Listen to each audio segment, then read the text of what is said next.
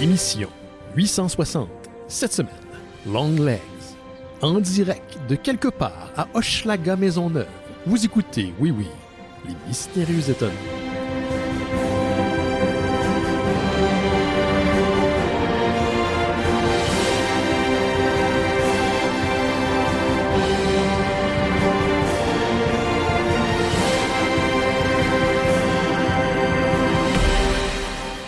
Bonjour à toutes et à tous, vous écoutez Les Mystérieux Étonnants, une émission en balado-diffusion consacrée au BD et à l'ensemble de la culture populaire. Non, oui. Benoît, merci au micro. Et cette semaine, chanteur une équipe dont les membres sont fait aller les petites pattes. Hein? Oui. Ouais.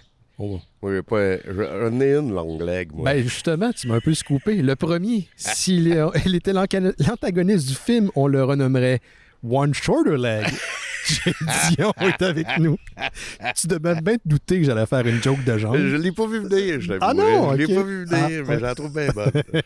Félicitations. Merci. Hey, on fait ça un peu spécial cette semaine, Jake, parce que je dois manquer l'émission lundi, puis c'est pas parce que je suis en vacances ou quelque chose du Tu genre. t'en vas jouer au golf. Je vais pas jouer au golf, je m'en vais être sur un terrain de golf, mais je sais pas trop ce que je vais faire là-bas. Là. T'as-tu déjà joué au golf? Je joue au mini-pot. Je peux pas vraiment jouer au golf, non. Pas pareil du tout. Non. Moi, ça- j'ai jamais joué au golf, puis je pense que je serais pourri. Ça a Hey, l'air super tough. Moi, c'est tout ce qui est autour du golf. Tu sais, ce que le monde triple, mettons, le fait qu'il faut pas que tu sois en jeans, qu'il faut que tu sais, comme ça, là, je porte en ce moment des jeans noirs. Ah, pas des jeans, mais des shorts noirs. Ouais. C'est tout ce que j'ai que je peux porter là-bas. Parce qu'aucun de mes pantalons que je possède, je pouvais les porter là-bas. Fait que c'est mieux que je porte des shorts noirs que des jeans noirs, par exemple. Ben ouais. Puis tu sais, déjà, porter du noir au soleil pendant une journée complète, ça va être le fun. Fait que ouais, c'est ça, j'y vais pour ma job. Fait qu'on préenregistre quelque chose qu'on va diffuser lundi. Fait que merci à toi, Jake, t'as accepté de prêter au jeu. On va faire ça avec toi, puis on va faire un petit segment en fin d'émission avec Laurent Billot, qui est notre fan français numéro 1. On va parler de The Caped Crusader, les 3 premiers épisodes qui sont disponibles sur Amazon Prime. Les as-tu écouté? Pas encore. Je vais les Ok. écouter pour le segment avec lui qu'on va enregistrer un peu plus tard. Yes. Puis là, on est dans ta cour, dans Hochelaga Maisonneuve. Oui, puis là, j'ai une petite pensée pour Denis Rodier. Comment ça? Ah oui, Parce c'est que vrai. La dernière fois c'était qu'on avec l'a lui, vu, hein. qu'on l'a reçu à l'émission, on était direct On l'a ici. pas revu depuis. Ouais, c'est ça. Il est mort. Puis on buvait de la Guinness. Oui, c'est vrai. Puis il faisait moins chaud Il faisait qu'aujourd'hui. beaucoup moins chaud. Ouais. Aujourd'hui, On était aujourd'hui, il fait excessivement chaud. On parle de Long Legs, puis de, Oz Shorter Perkins. legs. One Shorter Legs. One shorter legs. Tabarnak. Mais juste avant, je veux savoir, parce que là, tu en as parlé un petit peu avant l'émission, mais pas trop.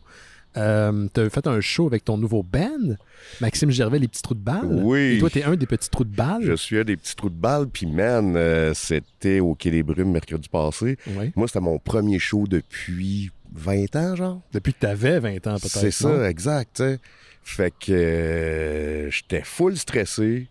Ça a super bien été. Mhm. On a eu du gros fun. Ça le compte? Le Quai des Brumes était complet. Nice. Il y a genre 140 personnes. Le monde capotait. Puis quand il nous a présenté comme les petits trous de balles, Mhm. écoute, la foule nous a créé un signe C'est quoi? qui criait les petits trous de balles en faisant comme un signe de la main, tu sais, comme un... Ah, comme les satanistes? Non, oui, comme les 666, Ouais. mais aussi comme un... Pas un chef's kiss, mais quand on dit perfect. Perfect, comme tous les logos de pizzeria que vous avez, Exact. vous avez C'est vu dans les ça. années 90, sur les boîtes, là. Fait que c'est devenu notre Ouais. signe, genre. Il y avait Wow. comme 100 personnes qui faisaient le signe en disant « Les trous de balles! Les trous de C'est donc, balles! hein, ça s'est fait comme organiquement. Ben oui, puis pour vrai, là, on est craqués, on a tellement trippé à faire ça ensemble qu'on veut faire d'autres choses, c'est sûr. Là. OK. Fait que, Mais là, vous allez enregistrer ensemble aussi ou pas? ouais, ce show-là est enregistré par la console, puis il y a un autre gars qui filmait, que je sais pas son nom, mais lui, son shtick, c'est comme, il filme comme avec une vieille caméra, style années 90, ouais, fait que ça oui, donne oui. un rendu vraiment, genre... Ah, c'est ça, à Montréal. J'ai vu ça récemment pour un band que je suis allé voir à côté, le bar à côté, en bas du Quai des Brumes. l'espace public? Non, pas l'espace Ah, ok, public. l'escogriffe. L'escogriffe. Ouais. J'allais voir un band torontois qui s'appelle Short Walk to Pluto. Puis il y avait un gars qui filmait avec une mini-DV. J'étais Ouais. comme, pourquoi est-ce qu'il fait ça? Puis pas longtemps après, j'ai vu le clip en ligne. Je me demande si c'est le même dude ou si c'est genre rendu à la mode. C'est peut-être le même gars. Mais c'était vraiment bien comme résultat. Fait que il y a déjà des petits extraits qui sont sortis Ouais, j'ai vu ça sur sur les Internet. réseaux, mais à suivre, c'est le début d'une nouvelle aventure pour moi. Peut-être que t'es rendu rockstar en plus que de rockstar de la BD. Sur Rockstar, je sais pas, mais j'ai appris. Ah oui? Fait qu'après, parce qu'il faisait extrêmement chaud. Ça avait l'air d'être chaud. Pas d'air clim. Non. Puis après 2 tonnes, genre, j'étais tout trempe. Fait que j'ai décidé d'enlever mon chandail comme une vraie rockstar. Max l'a fait aussi, j'ai vu les extraits. Max l'a fait, sauf que Max, il l'a fait juste pour une toune, torse nu. Ah, il l'a remis après? Il l'a remis tout de suite après.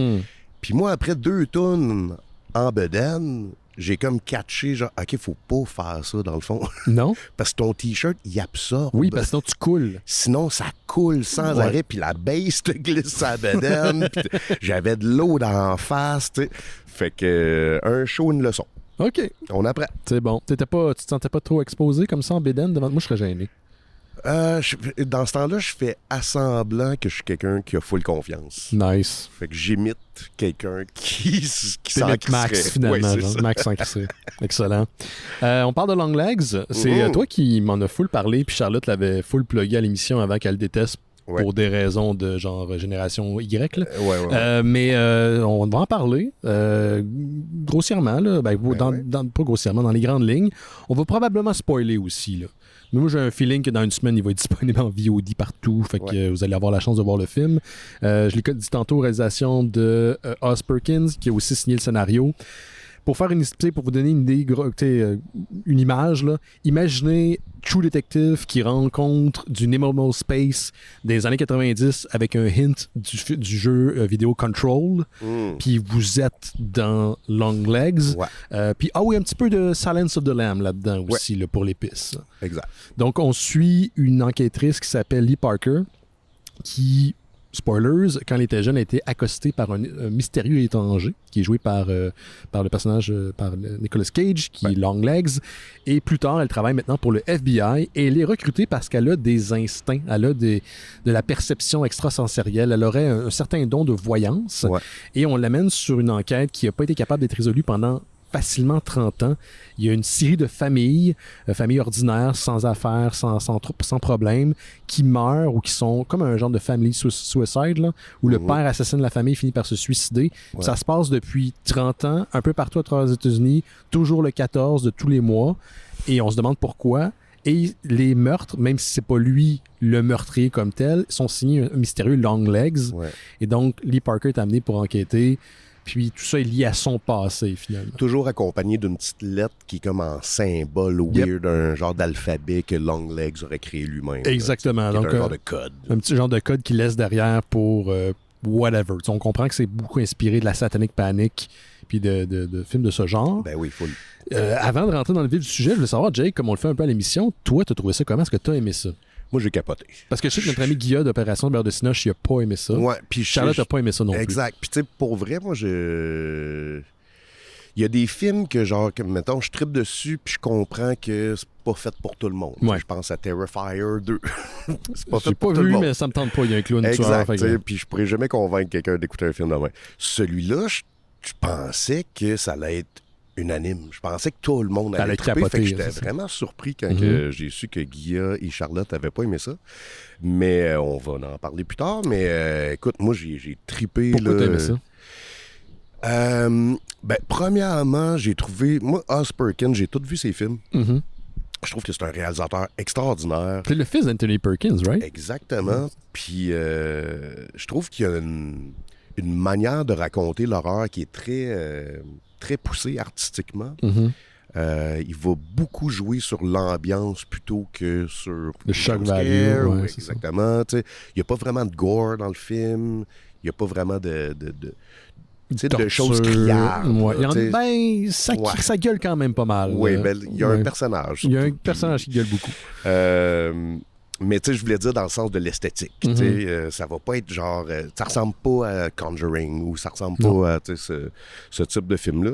Fait que je trouve qu'il y a vraiment une greffe à lui. Puis, tu sais, dès le début... Parce que l'intro du film commence avec une espèce de... Le faux 4-3. Exactement. Un peu années 70, avec les coins arrondis, puis une facture visuelle un peu vieillotte. Ouais, puis tu sais, direct quand que ça a commencé avec l'écran tout rouge, ça crée quasiment une illusion d'optique. Là, tu te demandes si le carré rouge, il grandit ou tu sais, t'es comme hypnotisé un peu par ça. Fait que, tu sais, moi, en 30 secondes, j'étais in.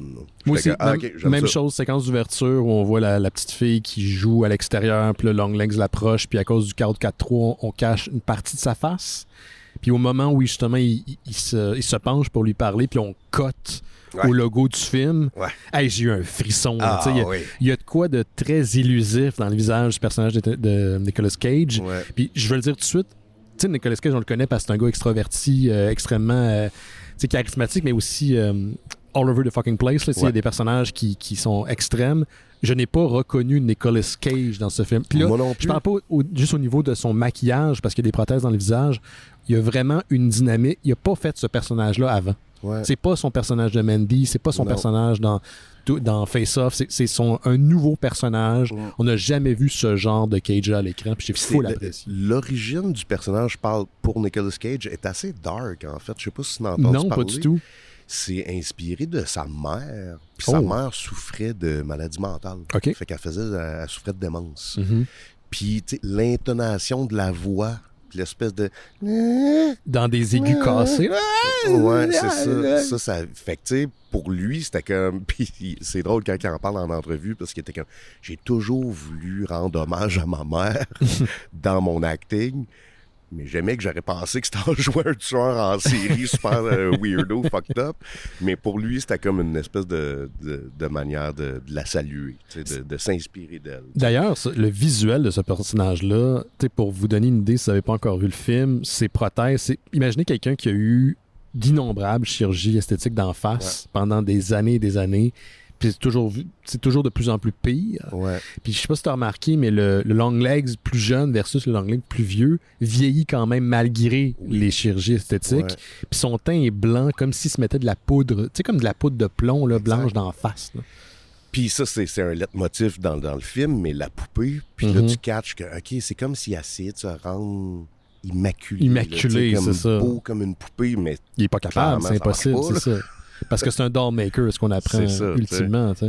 Je veux juste revenir sur ce que tu disais, parce que je vais rebondir.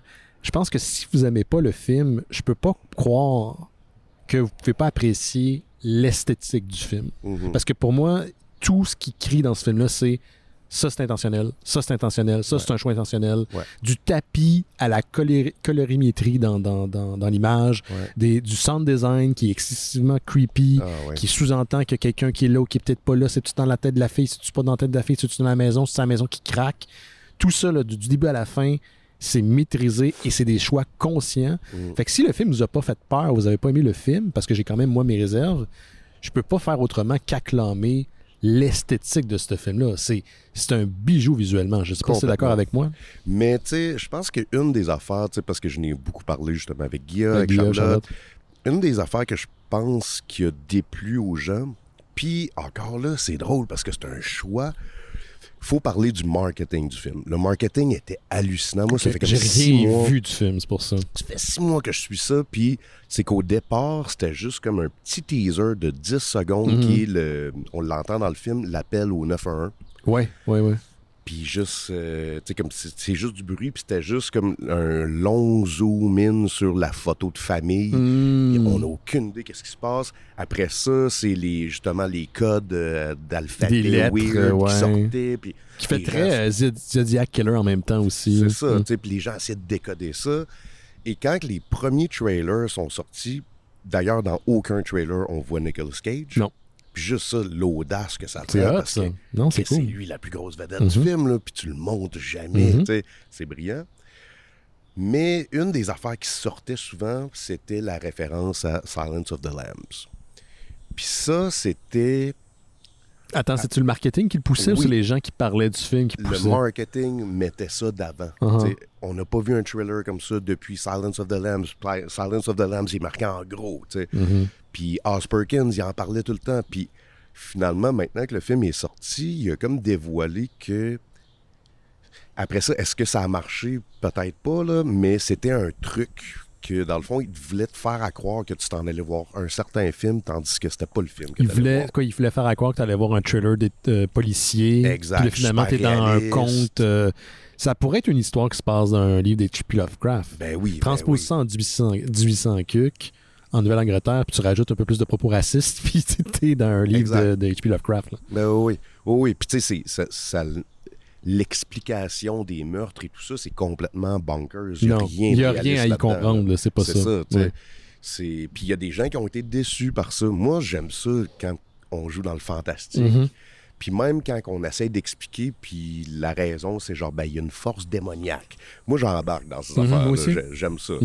Mais pour quelqu'un qui s'attend à une conclusion bien ficelée à la fin. Exact, un trailer réaliste, ben là, ils décrochent, puis ils font comme, OK, dans le fond, c'est une joke. Charlotte, c'était un peu ça, elle arrêtait pas de répéter ça. Elle était comme, c'est pas un film d'horreur, c'est une comédie. Mais t'as-tu l'impression, ça, là, je trouve qu'elle va fort, mais t'as-tu l'impression que les gens vont voir un film pour le punch de la fin ou pour la finale? Parce que pour moi, c'est l'expérience du film. Parce que, tu sais, Shining, c'est pas épeurant. Puis on s'entend-tu que c'est un fucking chef-d'œuvre?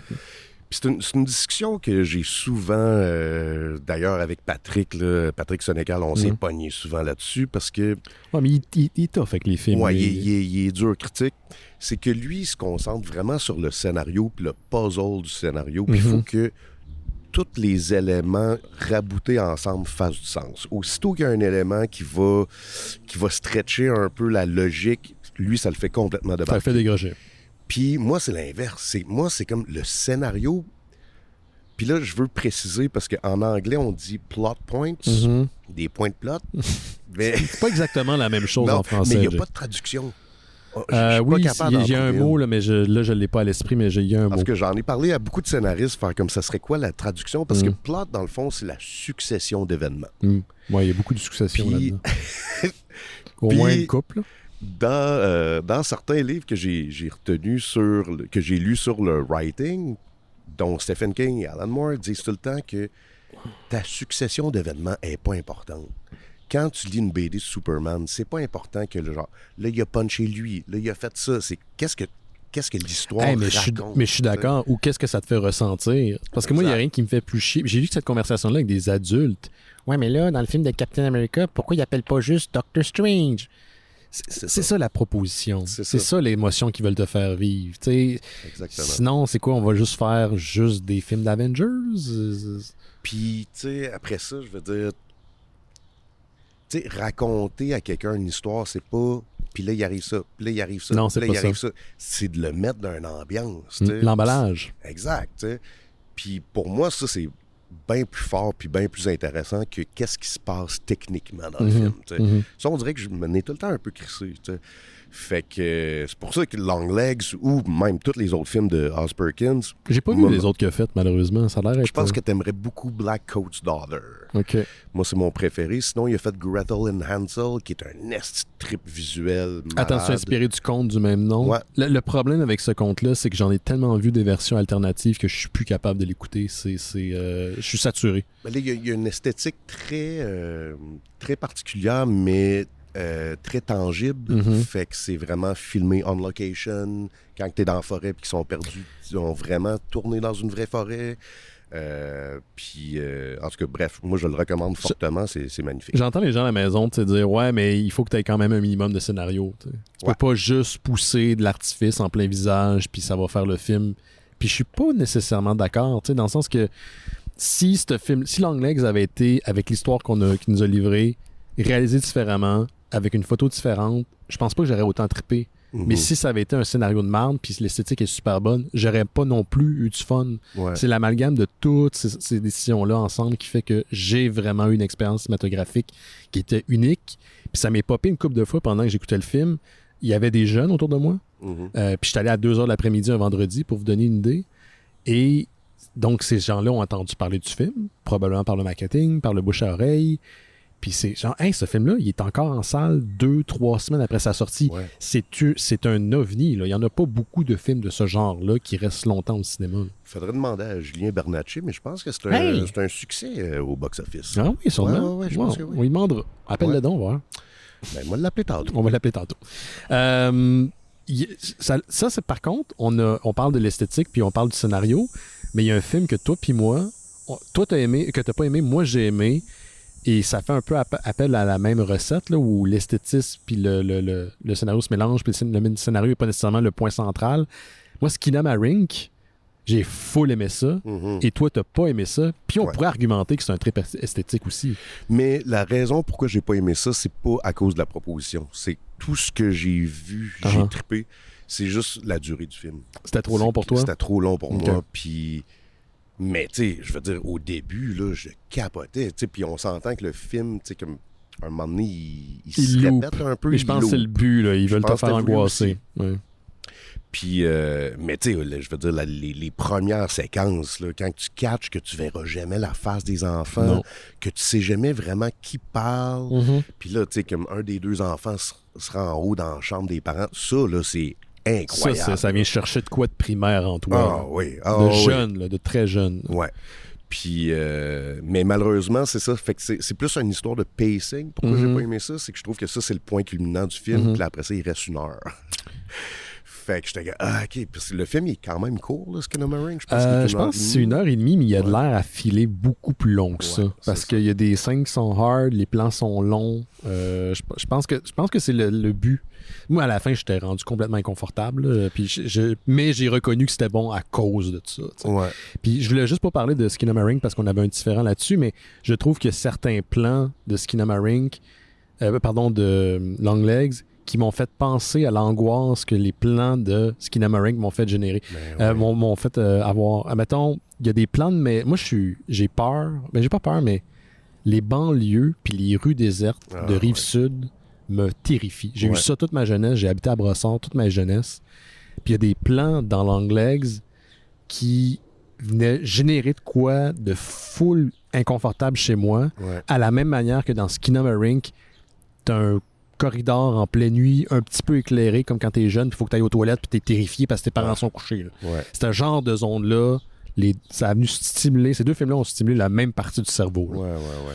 Ah, puis on t'a mentionné tantôt les liminal spaces. Ouais, ça c'est là en maudit. Tu le sens, puis dans Skinamarink, je veux dire, c'est le meilleur film de tout ça, là, parce qu'on est tellement familier avec cette maison-là, même si on l'a jamais vu. On l'a jamais vu. La mère dans Longlegs, qui est une espèce de hoarder qui ramasse tout. On n'est jamais allé dans cette maison-là, mais on sait qu'est-ce que ça sent. Ah oui, ça sent le pipi de chat. C'est ça. Tu sais, ça sent la vieille poussière, puis l'humidité un peu. Oui, l'humidité. Puis ça, c'est un truc, genre, c'est très difficile à faire, ça. Non, c'est pas facile. Pour pas que ça a l'air cheap, là, c'est pas facile à faire. Il y a... comment je voulais dire? Ah merde, j'ai perdu mon idée, excuse-moi. On peut peut-être parler des performances des acteurs, parce que, surprenamment, pour un film de ce genre de scope-là, il n'y a pas beaucoup de personnages. Il y a genre 4 personnages principaux qu'on voit avec vraiment. Avec peut-être 2, 3...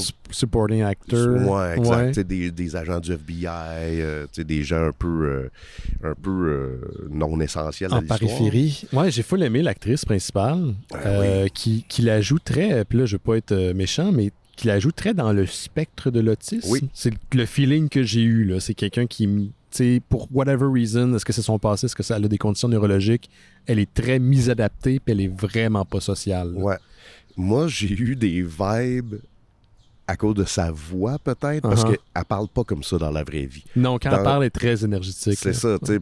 Puis elle a même développé une espèce d'accent, ou en tout cas, elle me faisait penser à Maggie Simpson.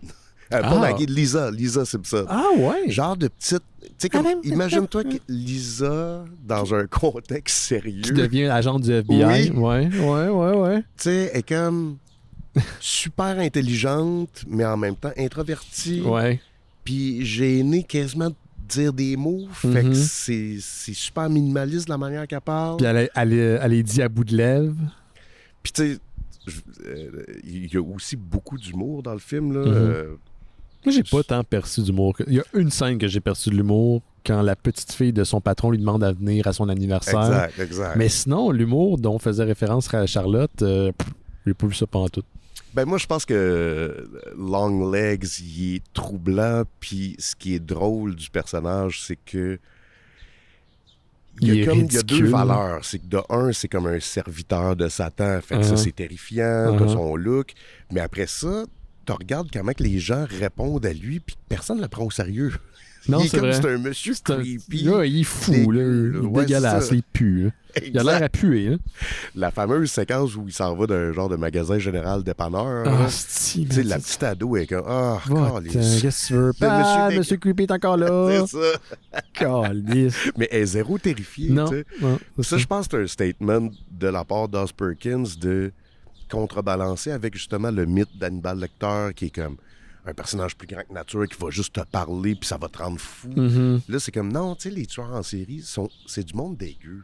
C'est pas du monde, genre, exceptionnellement charismatique ou intelligent. Le mythe du tueur en série intelligent, là, c'est de la bullshit.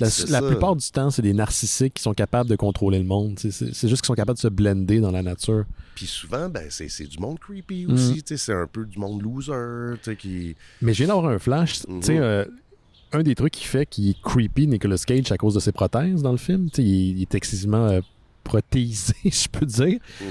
Surtout son nez, tu remarques que c'est un nez genre de supermodel, là, très droit. Je suis un peu envieux.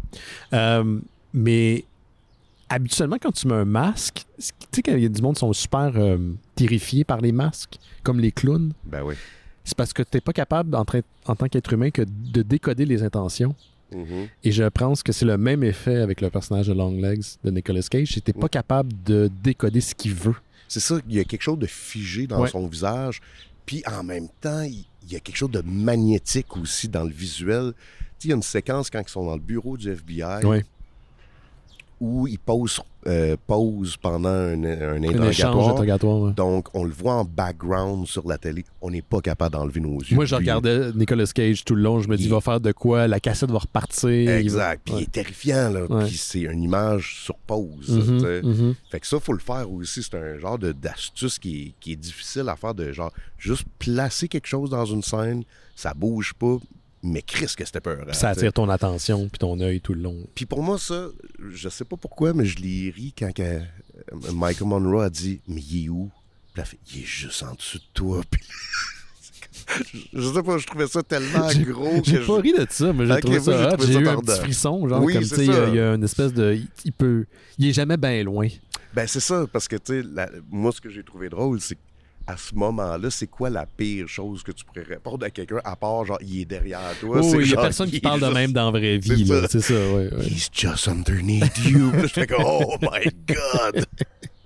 Là, tu as remarqué qu'aussi dans la première partie où on essaie de faire monter la tension assez rapidement, le personnage principal de Lee Parker est toujours dos à une fenêtre ou une porte. Fait que t'as tout le temps l'impression qu'il y a quelqu'un qui peut arriver de n'importe où, qui peut surgir de n'importe où puis l'attaquer. On check tout le temps les backgrounds. Puis on est tout le temps comme, va donc fermer ta porte. Oui, va fermer. Ou genre, ouvre la lumière de la cuisine. Dehors, quand elle a l'impression de voir quelqu'un à l'extérieur, elle laisse sa Christie de porte ouverte. Tu le vois tout de suite. Le monde font ça dans les films. Non, tu barres ta porte, va investiguer si tu as besoin de le faire, puis tu reviens, puis tu débarres ta porte. Tu laisses pas ta porte pour que n'importe qui peut rentrer dedans. Tu viens comme en crise. Oui. Mais oui, au début, elle est tout le temps dos à une corde de porte, un corridor, une vitre. Ouais. Moi, je suis pas capable d'avoir... tu l'as déjà vu, là, quand j'habitais avec Simon, puis le monde, il fumait sur le balcon en arrière de chez nous. Ouais. Je faisais le saut si je le savais pas, puis je les voyais à travers la vitre. Il n'y a rien de plus creepy pour moi du monde dans le noir. Ouais. Fermez vos astis de stores. Ouais. Elle est dans le bois, complètement isolée, puis elle est face à la noirceur, ça me terrifiait. Là. Man, j'ai un ami là, qui a vécu ça. Qu'est-ce que tu veux dire? J'en parle, j'ai des frissons. Il y a eu, premièrement, elle s'est faite défoncer chez eux. Un moment donné, elle est partie en vacances. Puis, quand ils sont revenus, bon, ils ont appelé la police, etc. Puis, ils ont changé serrure. Puis, c'est peut-être pas relié, là. Mais un moment donné, la fille, elle habite comme au 3e étage. Puis, dans sa salle de bain, il y a une fenêtre. Mais, tu sais, la fenêtre, elle donne sur rien, là. Il n'y a personne qui peut... Mais Chris, il y a un gars qui a réussi à monter, je sais pas, peut-être qu'il y avait un genre de balcon. C'était à Montréal ou quelque chose? C'était à Montréal. Shit. Dans Villeray. Ah, c'est le fun. Puis... Hey, attends, je sais c'est qui tu parles. Ce gars-là, la blonde à Gauthier, elle s'est fait observer par lui aussi. Exactement. Puis c'est un gars avec un masque qui a checké pendant qu'il était en train de... Oui. Il est en train de pisser aux toilettes. Il a fait ça pendant un bout. Je pense qu'ils l'ont pogné, mais il y a quelqu'un qui faisait ça pendant un bout. l'affaire. Puis on sait pas si c'est lui qui a défoncé l'appart la semaine d'avant, mais genre, un genre de masque à. Voyons, c'est quoi le film, là? J'ai juste The Plague. Ah, The Plague, ouais, The Plague, là, genre de Pierrot, là, de masque blanc, ça. là. Exact. Ah, man! Tu Calice. sais, moi, je pense à ça des fois. Je pense que c'est plus épeurant que quelqu'un qui a un couteau à l'extérieur et te regarde. Juste quelqu'un qui te regarde avec la face de côté, là, dans le noir, pendant que t'es vulnérable. C'est C'était-tu la blonde à Gauthier, justement? Non, c'était un autre ami. Mais OK, fait qu'il a vraiment fait rage dans le quartier pendant un bout. Ouais. Moi aussi, j'ai une petite fenêtre comme ça dans mon appart qui mène sa toilette. Puis des fois, quand je suis en train de pisser, je suis debout et devant moi. Fait que... Tu sais, il n'y a personne, il n'y a pas de balcon, mais je me dis, imagine, il y a une face qui te regarde dans la noirceur. T'sais. Puis qui fait juste rester là. Ouais. Tu sais, qui te penche un peu la tête. Tabarnak. Ouais. Fait que ce film-là, bref, pendant la première heure, il te fait faire ça parce que t'arrêtes pas de checker, genre autour, puis tu sais, t'as envie de te tasser la tête pour aller voir un petit peu plus loin. Ouais. Puis il y a une couple de jumpscares, mais pas trop. Puis je trouve que les jumpscares sont pas cheap. Les jumpscares, c'est pas genre on tape sur un piano puis quelque chose qui sort en pleine face. C'est le montage avec la montée musicale te fait faire te fout la chienne. Mais il y a pas comme de... la séquence d'ouverture. Comme la séquence d'ouverture avec Nicolas Cage, puis une ou deux fois par la suite, ça se passe. Le seul fucking bémol que j'ai, c'est 2 bémols. Ouais. La finale est très prévisible. Ouais. Dès le moment où elle se fait inviter au party d'anniversaire de la jeune fille, puis il y a des éléments narratifs qui sont dévoilés par la suite, je fais « OK, la finale va se passer à cet anniversaire-là. Puis le dernier tiers, la façon que les informations sont livrées, c'est pas aussi satisfaisant que le reste du film. C'est vrai. C'est moins fort. Ça veut pas dire que le film, pour moi, est mauvais, mais un peu à la manière d'un Conjuring ou un film d'esprit, puis on a déjà eu cette conversation-là, Jake. La montée est le fun, mais le troisième acte est plate. Parce que qu'est-ce que tu veux faire contre un fantôme? Il n'y a rien à faire. C'est un peu le même résultat. T'sais, le démon va pas popper à la fin de Longlegs, puis là, les Ghostbusters se pointent, puis là, ils vont le battre. Là. C'est pas comme ça que ça va se dérouler. Là. Sauf que là, moi, ça fait quand même plus qu'une semaine je l'ai vu. Je me rappelle pas exactement du plan final. Hey, j'ai eu la même... Je suis sorti, puis je me suis posé la même question. C'est quoi déjà le plan final? Parce que, tu sais, bon, en gros, il y a l'histoire de poupées. Donc, c'est comme si le personnage de Longlegs contrôlait des poupées qui est ensuite donné par la mère de Lee Parker. Harker. Harker ou Parker? Harker, je pense. J'arrête pas de dire Parker depuis tantôt. Ça, c'est Peter. Peter Parker, oui. C'est sa cousine.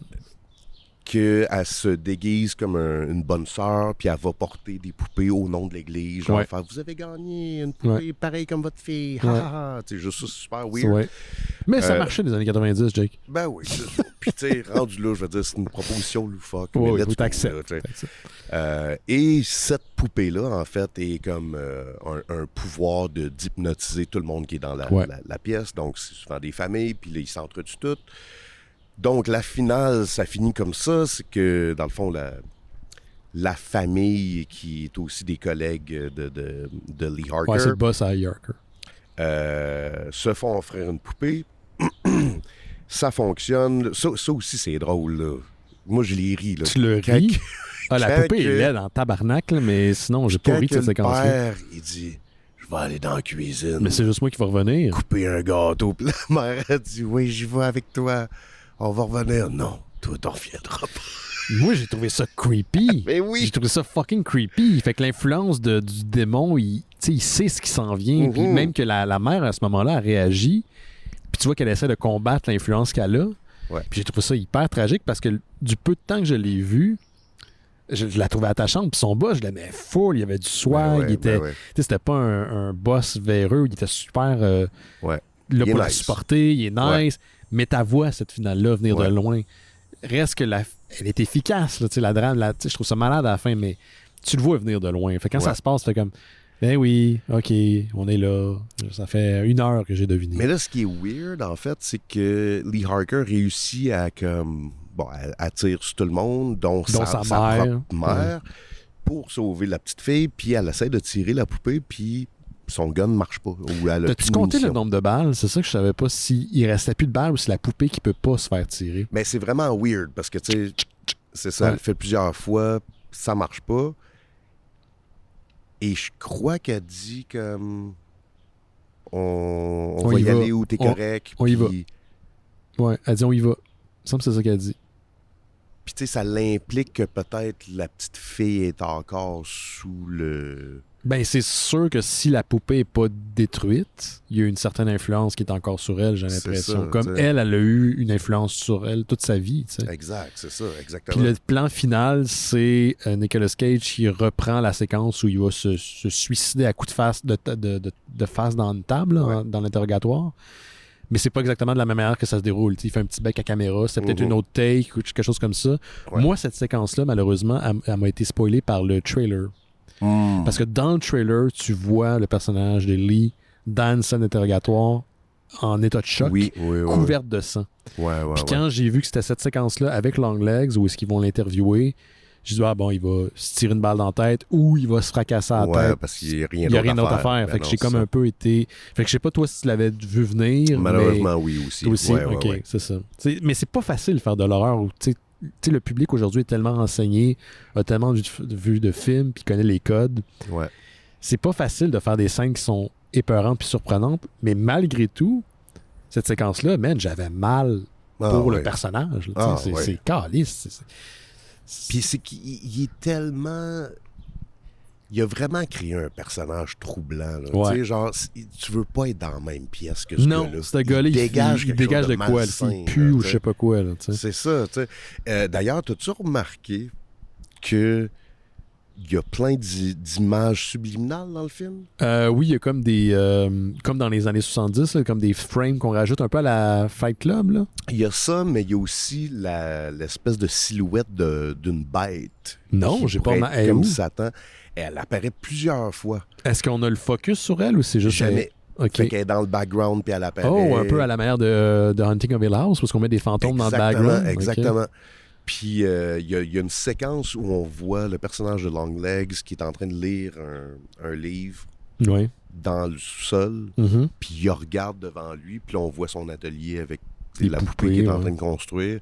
Puis juste avant que ça coupe, tu vois la silhouette comme du mal dans le coin. J'ai pas vu, pas en tout. Ouais, c'est ça. Fait que je pense que ça va être un film le fun à rechecker à cause de ça. T'sais. Ben, tu sais, il est 1h40, passe quand même assez vite. Ouais. Moi, je me suis dit, en l'écoutant, je me suis dit, là, je suis dans la ride, mais quand je vais le réécouter, je vais juste pour regarder tout ce qui est en background. Je vais faire pause ces frames où est-ce qu'il y a de l'écriture, parce que ça va un petit peu vite là, quand on décode le langage de Longlegs. Tous les petits clins d'œil que la direction artistique a posé là.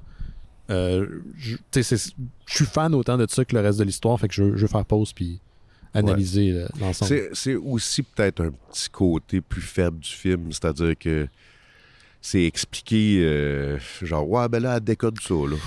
Ouais, puis elle n'en parle pas à son boss. Puis c'est quoi? C'est un algorithme. Okay. Ouais. Mais là, il manque une partie, fait que là, ça... Tu sais, tout ça, c'est en même temps, ce que j'ai aimé de cette séquence-là, c'est qu'elle parle d'un algorithme. Ça m'a fait penser à Doctor Strange quand on lui explique la nature des sorts. C'est, si tes sensibilités modernes sont trop fragiles, pense à des spells comme des algorithmes, comme des programmes, je pense. Comme des mathématiques. Comme des mathématiques, comme des programmes. Puis c'est un peu Longlegs ce qu'il est en train de faire, c'est finalement un sigil. Pour lui faire un sigil magic sur plusieurs années. Là. Exact. Fait que, j'ai pas besoin d'avoir tous les éléments de l'histoire pour apprécier. Comme dans True Detective, j'ai pas besoin de savoir tout ce que le gars faisait, puis est-ce qu'il y a une nature mystique derrière ou c'est Rustin Cole qui imagine. C'est pas grave, la ride est le fun. Mais j'ai une question pour toi par rapport à ça, parce que ça, c'est une critique.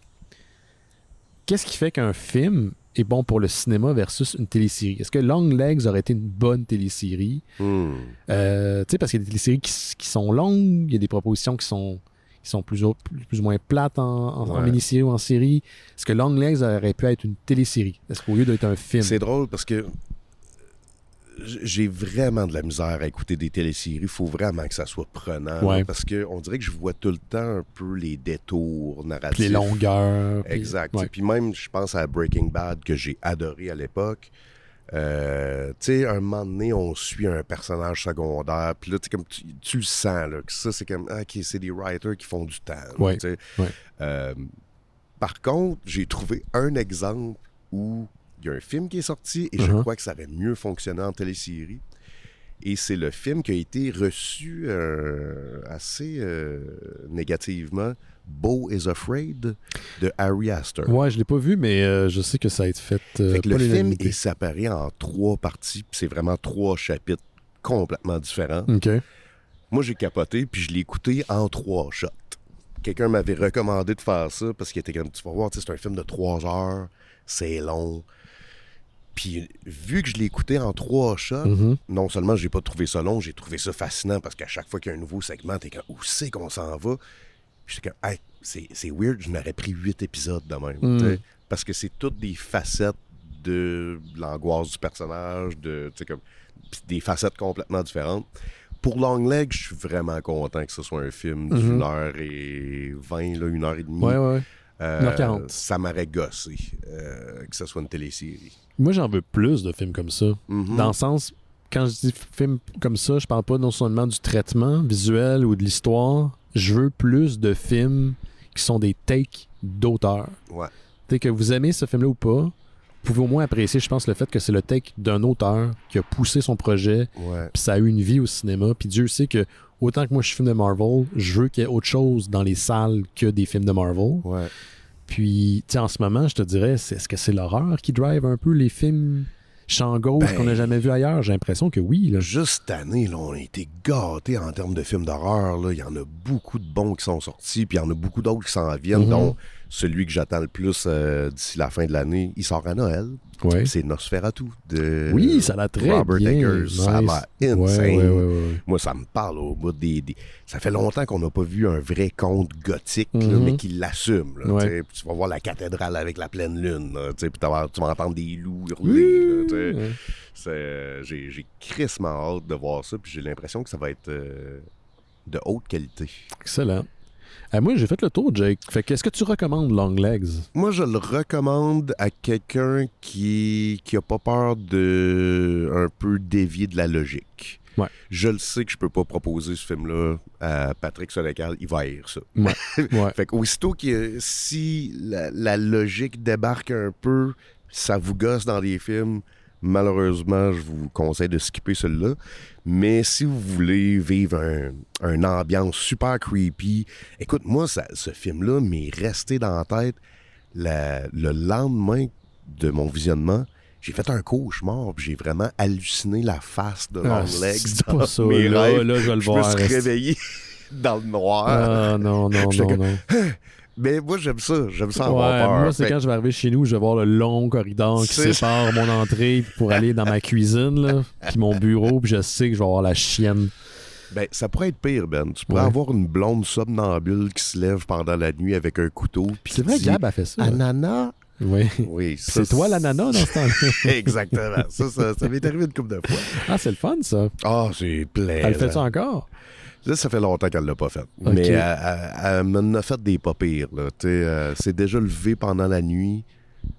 Puis elle m'a pointé le garde-robe qui était ouvert. Oui. Elle a dit « Il y a quelqu'un dans le garde-robe. » Ah oui, ça puis elle est allée se mettre en petit bonhomme dans le garde-robe, dans le noir, puis elle faisait « Hi hi. Mon amour, reviens dans le lit, là.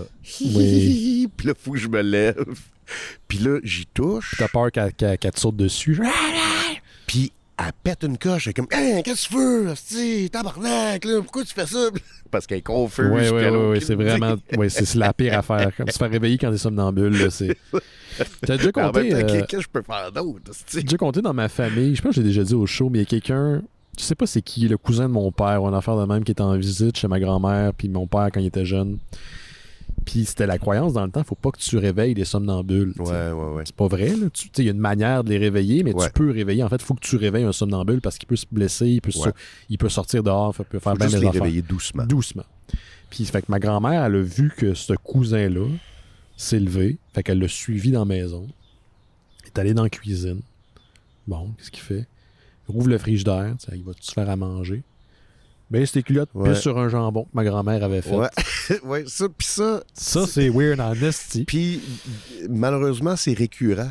Ah oui? Pisser sur un jambon? Pisser dans le fridge, genre. Pisser dans le fridge? Pisser dans le fridge ou dans la cuisine. T'as déjà entendu ça auparavant? Mon cousin a déjà fait ça aussi. Ben, voyons donc, toi.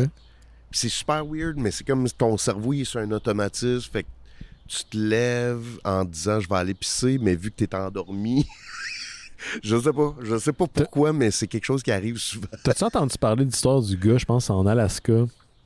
C'est un pilote d'avion. Il était passager, cette fois-là. Il était pas pilote. Puis il a fait du moche comme la veille ou un truc comme ça. Puis il y a eu comme... Fouille-moi pourquoi, il y a une chance sur 1 million, mais un genre de flashback de moche. Puis il a commencé à faire la panique dans l'avion. Puis il voulait qu'il se pose. Puis à un moment donné, il a commencé, excusez-le pour les gens à la maison, à se masturber en se disant... C'est-tu vrai? C'est-tu ce qui se passe en ce moment? Puis il voulait juste se popper out. Puis dans sa tête, c'était logique que si je me masturbe, je vais être en mesure de genre sortir de cet état-là. Aïe, aïe. Tu sais, genre vraiment un état second complet. Là. Fait que... Fun times! ben oui, belle anecdote. Moi, je le conseille aussi. Puis je suis pas comme Patrick, mais je comprends l'idée que quand le film me prend pour un cave, à répétition, moi, je décroche. Mais là, j'ai pas eu l'impression que le film m'a pris pour un cave, au contraire. Puis si ultimement l'histoire vous la trouvez plate puis vous trouvez ça ennuyeux, whatever, il y a une école de cinéma dans ce film-là, si ce n'est que pour les plans puis le montage. Ben oui. Puis la photo. Donc boudez pas votre plaisir. Puis c'est ça. Fait que là je m'en vais rejoindre Laurent Bio. On va parler de Cape Crusader. Hey, j'ai hâte de l'écouter, ça a l'air fucking bon. Ça a l'air très J'ai vu le trailer hier puis j'étais comme OK, Batman Animated Series des années 90 pour un public plus mature qui se passe dans les années 40. Tu sais, moi, mon histoire préférée de Batman, je parle en termes du concept du personnage, c'est quand que les policiers pensent que c'est un méchant. Puis qu'ils sont après. Puis là, dans le trailer, elle dit genre, ben oui, il y a un gars qui se déguise en Dracula, mais on va le pogner pareil. Puis ça, là, cette phrase-là, je suis comme, c'est que j'aime ça, que les gens de Gotham, dont la police, pensent que c'est une légende ou un démon. Puis tous les films de Batman commencent avec cette notion-là. Puis un moment donné, il y a tout le temps genre de quoi qui chie, là, mais... Tu m'as fait penser à un truc. Je veux voir un récit, puis il y en a en comic book, mais j'aimerais ça tellement voir ça en animé ou peut-être en live action éventuellement, mais un take de Batman où Batman, son ennemi, est un genre de tueur occulte, un peu comme dans Longlegs. Ah ouais. Ça serait nice. C'est sûr que ça existe. Oui, c'est clair que ça existe. Puis dans les comics, ils ont expliqué pourquoi Batman ne peut pas pratiquer la magie aussi. Il y a des raisons. Là. Parce que sinon, pourquoi le gars qui veut se perfectionner à tous les niveaux, c'est pas la magie. Mais en tout cas, anyway. On a fait le tour. Merci Jake d'avoir pris le temps. Merci, man. Merci à vous autres à la maison. À tout de suite.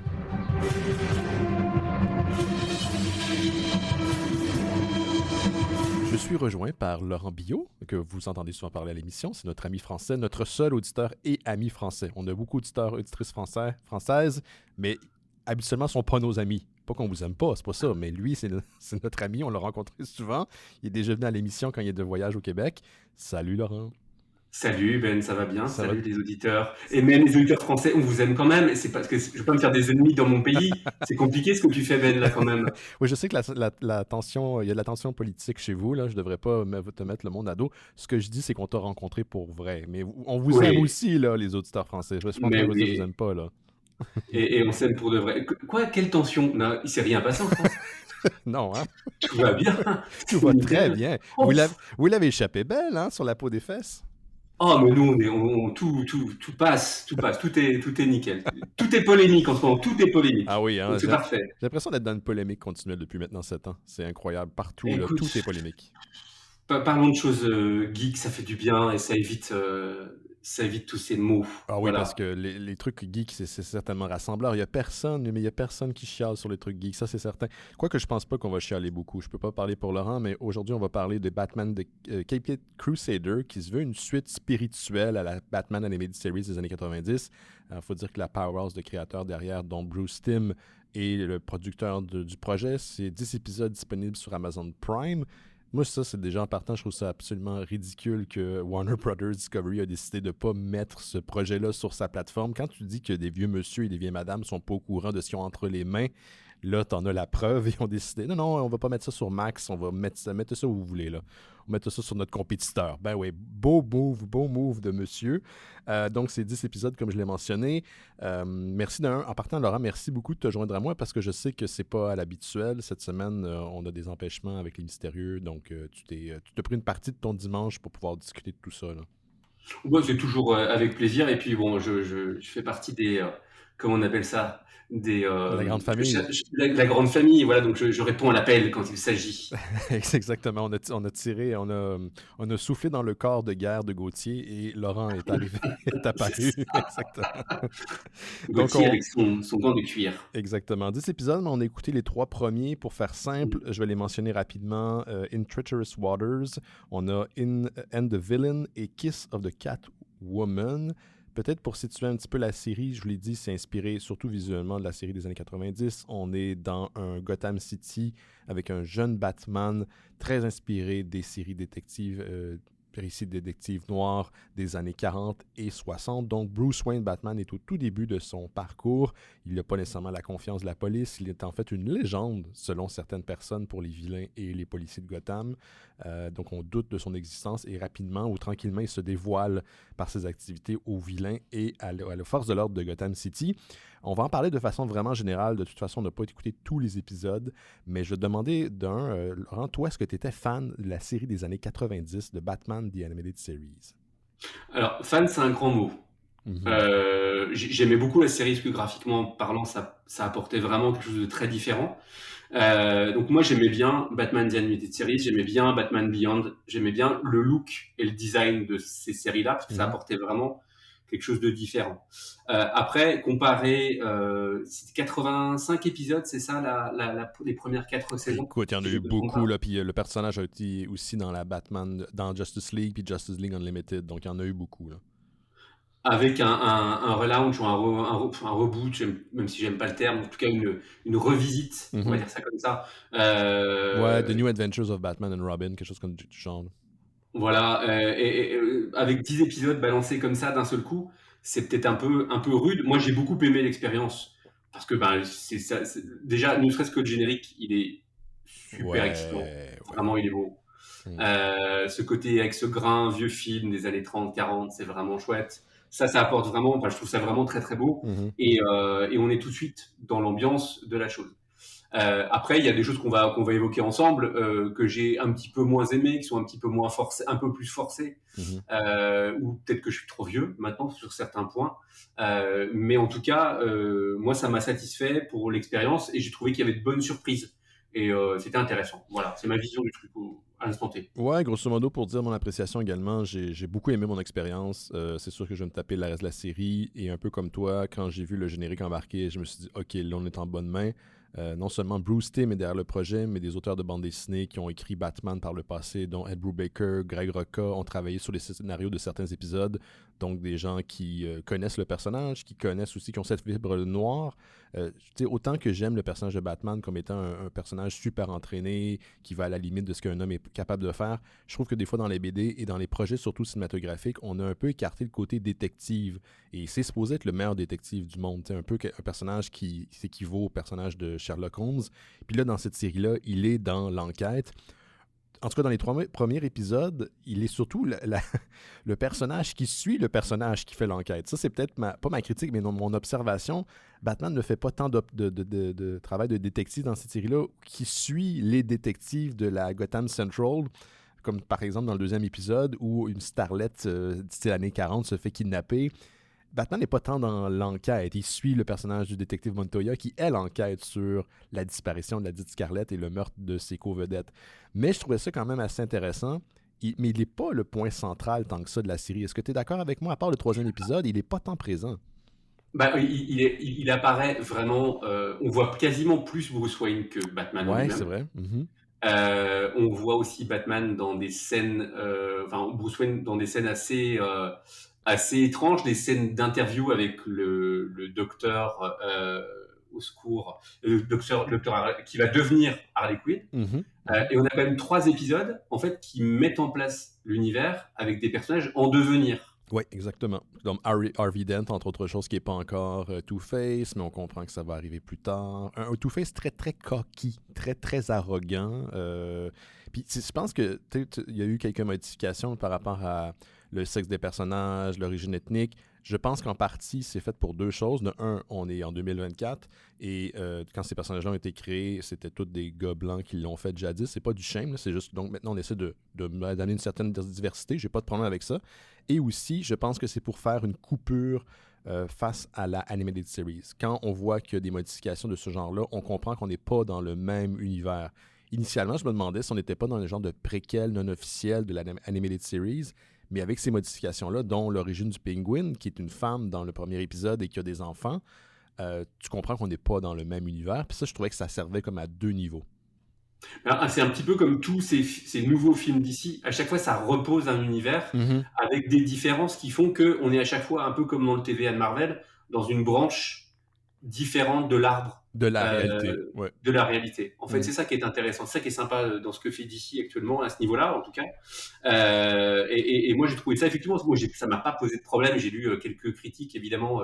Ben oui. Comme on disait, de joyeux geeks qui n'apprécient pas le fait qu'on change de sexe du pingouin. Qu'est-ce qu'on s'en fout? Qu'est-ce qu'on s'en calisse? Ça pose ça pose zéro souci et honnêtement, personne ne fantasme sur le pingouin, donc c'est pas dramatique dans l'absolu. Enfin, voilà, ça pose pas de problème en majeure partie. Bref, mais excuse-moi, non, mais j'allais dire au contraire, quand on sait, puis on spoil, là, on va pas spoiler un petit peu les épisodes, quand on sait qu'elle est prête à tuer un de ses fils pour se faire respecter son territoire, le pingouin, pour moi, n'a jamais été un personnage qui était très épeurant. Ça a tout le temps été une espèce de bouffon, un peu rigolo, un peu que les mains dans toutes les peaux, mais qui... c'est pas un personnage qui, moi, je trouve particulièrement intéressant. Je suis sûr qu'il y a eu des histoires intéressantes, c'est pas ça. Moi personnellement, c'est pas le personnage qui m'attire. Mais dans celui-ci, quand elle le voit de sang-froid tuer un de ses fils quand elle croit qu'il l'a trompé, quand il l'a vendu à son ennemi pour le territoire de Gotham, puis elle lance dans une caisse sous l'eau, et sans scrupule, là. Moi, j'ai fait « Oh my God, on est ailleurs ». D'ailleurs, la série est 13 ans et plus. Hein. Juste pour mettre la table, elle est 13 ans et plus. Puis je trouve qu'à certains moments, ça apparaît. Il n'y a pas de sang. Il y a une goutte de sang dans les premiers épisodes qu'on a écoutés. Mais sinon, le niveau de violence, le niveau de storytelling n'est pas fait pour les enfants. Je crois que c'est plus pour les jeunes ados. Quoi qu'un enfant pourrait l'écouter, mais il y a un avertissement. Là. On veut pas donner ça à un enfant de 6 ans. Là. Ah, effectivement, alors c'est marrant parce que moi j'ai un peu un avis un peu différent là-dessus. Ok, vas-y donc. En fait, je trouve que oui, c'est peut-être pas fait pour des enfants entre 7 et 10, on va dire. Mais il y a des choses qui sont particulièrement infantiles. Je vais prendre une scène, moi, qui m'a marqué. À un moment, Catwoman s'échappe de policiers qui la coursent. Et pour s'échapper, elle passe par un endroit où il y a une porte. La porte est ouverte. Elle passe par-dessus la porte. Ça n'avait aucun intérêt. Mais c'est juste pour mettre de l'action là où il en fallait, entre guillemets. Et c'est rigolo, etc. Moi, ce que j'ai apprécié, quand on parle de série enfant ou pas, c'est qu'il n'y a pas une espèce de Batman, hein, c'est très souvent une espèce de série de gadgets un peu à la James Bond qui sortent en permanence, etc. Ouais. Et là, il n'y en a pas ou peu. Il n'y en a pas beaucoup, très peu. Très peu. Le gadget qu'il utilise le plus, c'est son grappling hook, puis des appareils pour espionner la police ou les vilains. Exactement. Moi, c'est ce que j'ai apprécié. La Batcave n'est pas mise en évidence. On sent qu'elle est en création, entre guillemets. Pennyworth est vraiment... Alors, moi, c'est le personnage qui m'a le plus gêné au début. Pourquoi il t'a gêné? En fait, j'avais pas la référence du personnage de l'origine. OK. Donc pour moi, j'avais été nourri, entre guillemets, au fait que c'était un ancien agent, que c'était quelqu'un d'assez... tu vois, le côté bonhomme du personnage, au début, m'a vraiment gêné. OK, toi, tu as lu l'origine un peu retravaillée qui a été mise en place au fil des années. Donc, surtout qu'il a mis de l'avant dans Batman Earth One, qui était... Donc, ce personnage-là est un ancien des services britanniques, qui était au service des Wayne, mais en fait, c'est aussi un ancien soldat. Donc, c'est ce côté-là un peu plus... peinard qui t'a un peu déstabilisé, c'est ça? Alors au début ça m'a choqué, et ensuite quand j'ai regardé un petit peu, parce que j'ai gratté un peu sur internet, et en fait ce sont de vraies références aux personnages d'origine. Et ça c'est vraiment chouette pour le coup. Donc ce que j'aime bien, il y a un combo, et tant dans le dessin que dans l'histoire en fait, entre un hommage à l'origine de l'ensemble des choses, avec des choses assez avant-gardistes, donc ces retravails de personnages, etc., etc. Et même dans l'animation, on passe de la 2D à la 3D. Oui. Et en fait, ça choque pas du tout. Hey, c'est ça que j'avais ça dans mes notes, Laurent, parce que moi, quand on met du 3D dans du dessin animé, aussi bien que le 3D soit fait, je trouve que ça jure et ça m'énerve. Mais j'ai remarqué, et je pense que c'est dû au fait qu'ils ont une texture sur presque toutes les images, on voit les picots là, qu'ils ont rajouté pour le grain. Un grain qui est impossible. C'est pas un grain exactement pareil comme un grain des années 40, 60 sur la pellicule, mais c'est pas l'objectif, OK? Le style qu'ils ont employé fait que le 3D et le 2D se marient excessivement bien dans la série, au point est-ce que tu le remarques parce que tu le vois là, de par comme la manière que c'est construit. Ah, OK, ouais, là, ils ont utilisé un genre de modèle 3D. Par exemple, dans l'épisode de la Scarlett, la hache qui va vers le sol. On a quelques scènes comme ça. Je pense le canon, peut-être dans le premier épisode avec le pingouin, peut-être en 3D dans certains plans. En tout cas, tu sais, on voit que ça jure pas comme certains épisodes, puis j'ai vraiment apprécié son utilisation. Franchement, il y a une scène moi, qui m'a marqué, c'est dans l'épisode 3, si je ne me trompe pas, c'est sur une poursuite avec un travelling arrière sur un toit avec les ombres portées des lettres lumineuses rouges. Oui, ça c'est en 3D. Bon Dieu que c'est beau. C'est très très beau. Ouais. C'est un Gotham City qui ressemble beaucoup à celui de l'Animated Series, donc inspiré des plans de l'expressionniste allemand. C'est un Gotham de béton, c'est pas un Gotham tant gothique que ça. C'est un Gotham qui est froid, qui est isolé, il n'y a pas beaucoup de gens dans les rues, mais c'est un Gotham qui est excessivement expressif. Puis moi, je sais pas, c'est peut-être parce que j'ai un attachement à la vieille série, mais je trouvais très familier, puis j'étais content de retrouver ce Gotham-là, mais quand même un peu mis à jour. C'est pas exactement le même Gotham de la série des années 90. T'sais, ils l'ont construit, puis c'est... Mon Dieu, je trouve que les décors dans cette série-là, y compris Gotham, c'est un chef-d'œuvre. J'aimerais ça avoir des prints de... Tu sais, dans l'ouverture, t'as comme une table d'interrogatoire avec un Gotham City en pleine nuit en arrière dans les fenêtres. Tu sais, ça, c'est un plan que tu pourrais te faire imprimer sur un poster puis afficher ça dans un salon, là. Mais c'est vrai que c'est vraiment, on dirait un Fritz Lang, on dirait M. Le Maudit, ça ressemble un peu en termes de visuel, en termes d'ambiance lumineuse, c'est très gris. Puis le générique fait te plonger là-dedans, effectivement, ça fonctionne bien. Et le costume de Batman, parce qu'il faut quand même en parler un petit peu rapidement, il y a une espèce de cape, on va dire assez simpliste, puisqu'en fait, c'est juste une cape avec des oreilles qui pointent. Des grosses oreilles, des grosses oreilles, des gants tout simple et une paire de bottes. Le reste, c'est tout. Et une ceinture à poche, entre guillemets. Pardon. Non, c'est correct. Et effectivement, à part ça, c'est simpliste et ça fonctionne très bien. C'est un Batman très minimaliste. Même les véhicules sont très minimalistes. Ah, mais la voiture, la Batmobile, pardon, excusez-moi, quand on le voit dans le premier épisode, elle est présentée, je ne sais pas si elle est présentée dans le générique, mais on la voit pour la première fois. Sur le coup, j'ai pensé que c'était le même modèle que dans le premier modèle dans la Animated Series, qui était très distinct. Là. Il y avait un style très particulier. Puis c'est comme une fusion entre celui-ci et le deuxième qui a suivi dans Batman, The New Adventure of Batman and Robin. Donc c'est comme un peu la rencontre, mais en même temps, c'est un modèle qui est moderne, mais campé dans une série des années 40-60. Fait qu'au niveau stylistique, là, je suis pas de genre à triper ces chars, là, mais si j'étais pour avoir une voiture, je m'achèterais celle-là. Ce serait comme mon beau cadeau d'un vieux garçon. Je m'achèterais ce modèle-là de Batman, Batmobile. Non, mais la quête mobile aussi. Elle est hyper cartoon. C'est ultra sympa. C'est ultra cartoon. Et encore une fois, là, on revient sur ce qu'on se disait tout à l'heure, le côté très cartoon de la chose. C'est qu'en gros, tu entends Catwoman dire bon bah voilà, enfin Selina Kyle dire bon bah voilà, je vais faire quelques modifications sur la voiture. Et le soir même, elle arrive avec une voiture hyper pimpée, etc. Avec une grosse tête de chat sur le devant, c'est impossible. Là, non. Qui fait ça, mais bon, il y a qu'à Gotham où on peut faire ça, mais il y a vraiment ce côté très enfantin et très adulte. Moi, les interviews, je reviens à ça parce que ça m'a marqué quand même.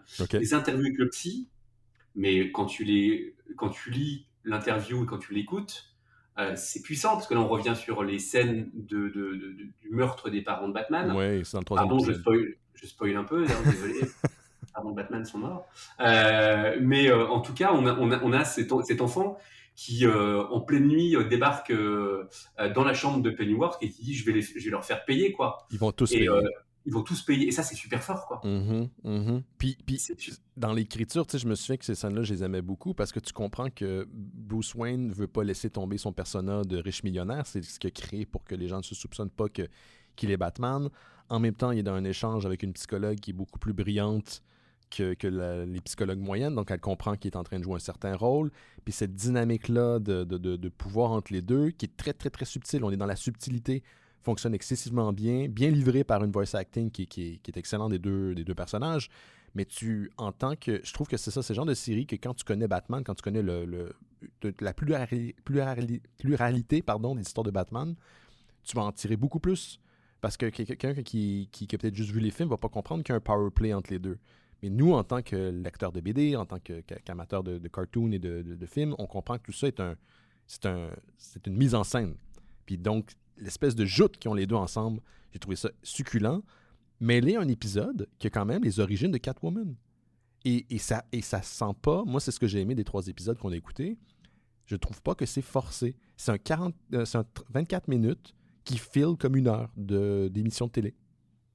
Alors c'est marrant ce que tu dis, que moi, clairement, chaque épisode, j'ai trouvé que ça finissait presque trop tôt. C'est très condensé.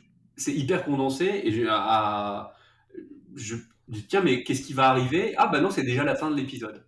Et en fait, tu sens vraiment qu'on est dans le système ongoing, etc. Alors, peut-être que j'aurais préféré que ça sorte un épisode par semaine, peut-être. Ah, pourquoi? Pour te tempérer un peu? Ouais, peut-être. T'es pas capable de tempérer, Laurent? Ah, mon âge, on se tempère plus. Je regarde tes figurines en l'air de toi, la réponse est déjà donnée. Quelques figurines. Mais non, moi je trouve que c'est en tout cas c'est une belle série, ça annonce de belles choses. Ouais. Et si on pouvait derrière avoir une série sur la GLA dans le même style, ça serait génial. Ça serait vraiment génial. Est-ce que tu as trouvé, malheureusement, par contre, que l'absence de Kevin Conroy qui faisait la voix de Batman, Bruce Wayne, elle est très, très... Moi, tout le temps que j'écoutais la série, j'étais en train de penser à Kevin Conroy. L'acteur qui donne la voix à Batman est quand même très bien. Je vais te donner son nom parce qu'il faut remettre à César ce qui revient à César, Hamish Linklater. Mais je m'ennuyais de Kevin Conroy. Je n'entendais qu'une sous-version de Kevin Conroy tout le long de la série. Alors, moi, je l'ai écouté en VF. Ah, je l'écoute en français. Ah, merde. OK. Donc, j'assume.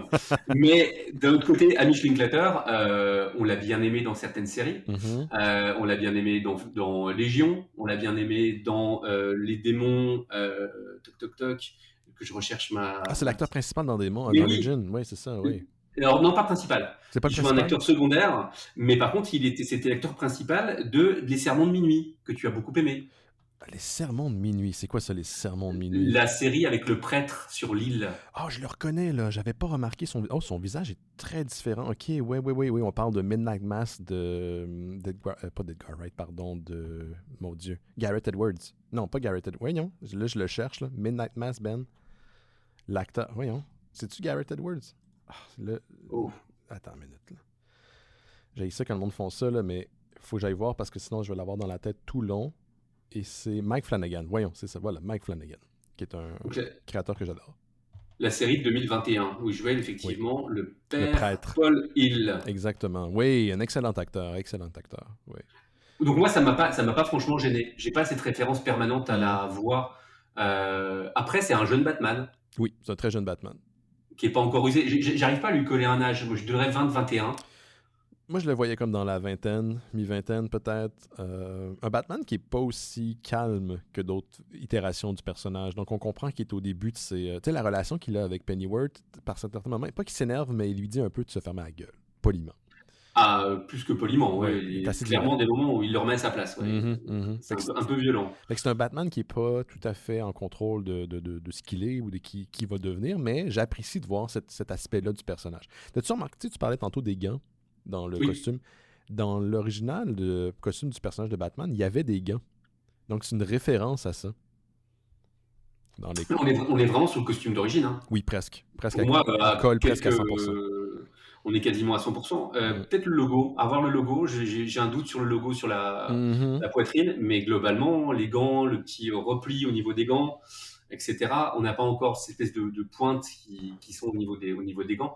Enfin, je trouve qu'en tout cas, on n'est pas dans une extravagance, ni costume, ni de symbolique, et ça fonctionne bien. Je trouve oui. Oui, non, j'allais dire, je pense que la série appelle à cette simplicité aussi. Tu comprends que ce costume-là, c'est pas du Kevlar ou une itération hyper moderne du costume, c'est probablement du tissu. S'il mange une balle, ben, il risque de mourir. Là. C'est pas. D'ailleurs, je veux juste revenir sur les 3 épisodes. On parlait In Treacherous Water, on avait In the Villain et Kiss of the Catwoman. Des 3 épisodes, c'est lequel que tu as préféré? Juste résumer rapidement là, pour les gens qui n'ont pas encore écouté les épisodes. Le premier, c'est avec le pingouin qui vise les entrepôts d'un comment je pourrais dire ça, d'un criminel de Gotham, un membre de la Pègre qui est son opposant. Donc de son bateau sur le Iceberg Lodge, sur un bateau à proximité de Gotham City, va détruire les emplacements de son allié, pas son allié, mais son opposant. On a le deuxième In the Villain, où une starlette se fait kidnapper et des membres d'un studio hollywoodien style disparaissent ou se font tuer. Et In the Kiss of the Catwoman, on a l'origine du personnage de Catwoman et en parallèle, on a les sessions avec Bruce Wayne et son psychologue qui essaie de gratter un petit peu le bobo que Bruce Wayne peut-être est en train d'éviter. Alors des 3 épisodes, c'est lequel que tu as aimé le plus? Franchement, le troisième. Le troisième? L'épisode de Catwoman, j'ai beaucoup aimé parce qu'il y a plein d'interactions avec plein de personnages. On retrouve Harvey Dent, on retrouve un petit peu tout cet univers qui se met en place. Donc pour moi, ça fonctionne très bien. Et le troisième, pour moi, c'était franchement le meilleur. Moi, j'ai beaucoup aimé le deuxième. J'ai beaucoup aimé le personnage de Clayface, son nouvelle origine, ses nouveaux pouvoirs, le take, le côté... je trouvais que le côté années 40, années 60, hollywoodien, mais qui se passe à Gotham, collait super bien au style de la série. J'ai beaucoup aimé la confrontation avec le personnage, avec son écharpe et son chapeau, qui faisait beaucoup repenser à The Shadow, le personnage de Shadow. Et donc, pour moi, cet épisode-là est le plus... pulp, parce que la série est infusée d'inspiration pulp. Donc j'ai bien aimé, mais c'est vrai que l'épisode avec Catwoman, d'ailleurs Catwoman, sa voix est faite par Christina Ricci, était particulièrement bon, bien pacé, et ça met la table pour des confrontations plus futures. Même Bruce Wayne le dit, Catwoman va revenir éventuellement. Donc la dynamique, une belle exploration de la dynamique Batman-Catwoman, encore une fois ici, bien écrit. Bien écrit. Tu comprends que les gens qui ont fait cette série-là aiment le personnage. Il y a... malheureusement, certaines personnes disent qu'il y a vraiment quelque chose de c'est très mal écrit, etc. Moi, j'ai lu quelques critiques où les gens sont vraiment... Mais moi, je trouve que c'est hyper bien écrit et c'est vraiment une très belle référence à l'univers de Batman. Je trouve que ça fonctionne. Tu sens que les gens connaissent l'univers, qu'ils le respectent et qu'ils ont réussi à en faire quelque chose de très complet. Donc, moi, je dis, allez-y. Franchement, bien dit. Ça fonctionne. Bien dit. On peut peut-être se laisser bientôt. Avant de se laisser, Laurent, je vais te poser une question parce que moi, j'ai déjà la mienne dans ma tête. Est-ce qu'il y a une séquence ou un visuel qui t'a particulièrement plu dans la série? Parce qu'on a beaucoup parlé du visuel de la série dans les dernières minutes. Est-ce qu'il y a une scène en particulier qui t'a marqué, toi? Moi, j'ai bien aimé la scène du baiser, Batman, la descente. Avec le grappling hook, là, il peut rien faire. Il doit se laisser embrasser. C'est très Jim Lee, ça, oui. dans le truc. Oui. C'est très... il y a encore une fois un joli référentiel. C'est celle-là que j'ai bien aimé. Après, pour moi, le générique reste un chef-d'œuvre. Absolument.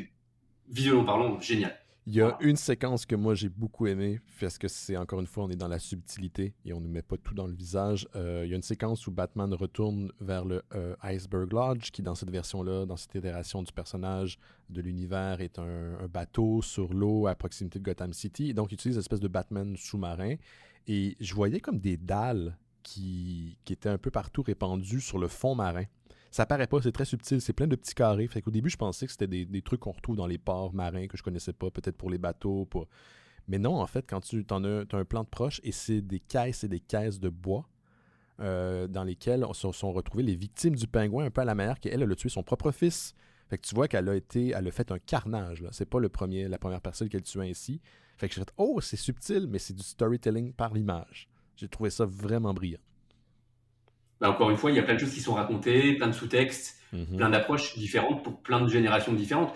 Encore une fois, ça s'adresse à des gens comme nous Oui. Comme des vieux des monsieur. futurs cinquantenaires, des vieux monsieur, et des jeunes. Donc il en faut pour tout le monde et il en faut pour toutes les lectures. Donc c'est ça qui est très bien. Génial. Donc moi je dis, au moment où on est en train de nous faire rebouffer le catalogue Netflix, par exemple, devient un espèce de repompé de Snyder Cut et compagnie, c'est bien d'avoir quelque chose de nouveau. D'original. Et d'original, et qui fait plaisir. Voilà. Ouais, qui fait plaisir aux vieux geeks aussi, pas juste aux jeunes geeks. Ça, c'est le fun. Merci, Laurent. Donc, on recommande? Moi, je recommande la série, absolument. Bah, clairement, on y va. Absolument. Aucune hésitation, allez voir ça. Batman, Caped Crusader, disponible, les 10 épisodes sur Amazon Prime. Merci, Laurent, de t'être joint à moi pour cet épisode spécial des Mystérieux Étonnants, alors qu'en ce moment, je suis probablement dans un golf en train de me faire suer. Non, mais avec grand plaisir, comme d'habitude, et quand tu veux, je réponds à l'appel. Génial. De la corne. On soufflera dans la corne de Gauthier et tu vas apparaître de l'océan Atlantique directement sur les berges du Saint-Laurent ici à Montréal. Avec grand plaisir. Ok, salut, merci à tout le monde pour à avoir suivi l'épisode. Ciao. Suivez notre Patreon, vous avez la chance. On va poursuivre notre cycle dédié à l'acteur Tim Curry prochainement. Cette semaine, on était supposé enregistrer un épisode, puis comme les gens qui sont abonnés au Patreon, vous l'avez vu, malheureusement, il y a eu de la mortalité dans la famille de Rémi, donc on a dû repousser l'épisode, mais on est dédié à poursuivre le cycle.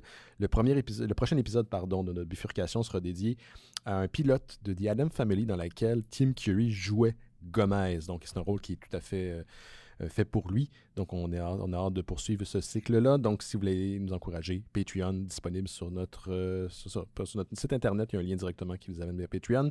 Et si vous laissez un message vocal, le lien est dans le descriptif de l'épisode. Donc, ça peut être une question, commentaire, suggestion. Est-ce que vous avez aimé Batman Animated Series ou plutôt la nouvelle série, celle de Batman Caped Crusader? N'importe quoi. On va faire jouer ça à l'émission. OK, faites attention à vous autres. Bye bye.